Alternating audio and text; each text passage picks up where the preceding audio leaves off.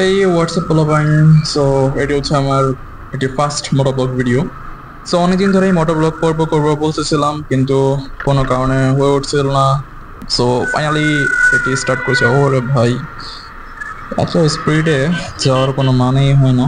তো যাই হোক, তো আশা করি সবাই ভালো আছেন। এবং তো এই চ্যানেলটি ক্রিয়েট করার মেন উদ্দেশ্য মোটোব্লগ করা, এবং হচ্ছে ফাইনালি আজকে এটি স্টার্ট করে দিয়েছি। তো আপনাদের সাথে শেয়ার করি যে কেন মোটোব্লগটি করা হচ্ছিল না। সো একজন মোটো ব্লগার যদি চিন্তা করে যে মোটো ব্লগিং করবে, তো হয় এত ঝাঁকি। ওকে, সো যেটা বলতেছিলাম যে একটা মোটো ব্লগার যদি চিন্তা করে যে সে মোটো ব্লগ করবে, তাহলে তাকে চিন্তা করতে হবে যে একটি ক্যামেরার দিকে, লাইক একটি অ্যাকশন ক্যামেরা, অ্যান্ড হচ্ছে দেন একটি ভালো মাইক্রোফোন।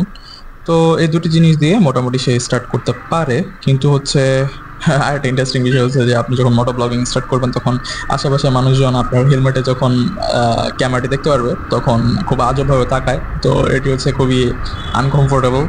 সো এটি হচ্ছে আমি বর্তমানে ফিল করতেছি। তবে আই নো দ্যাট 1 বা 2 এরকম ভিডিও বানানোর পরে দেন হচ্ছে এটি অনেকটাই নর্মাল হয়ে যাবে।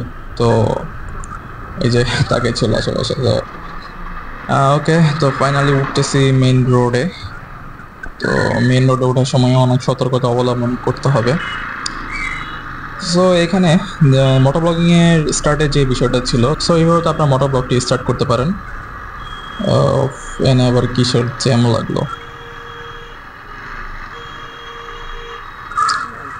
আরে ভাই, যাইতে দেন না ভাই।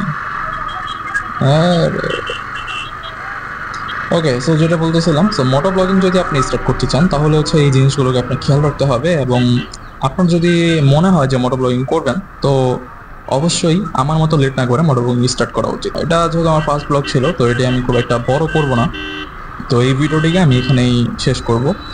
সো সবাই ভালো থাকবেন এবং দেখা হচ্ছে নেক্সট ভিডিওতে। Thank you.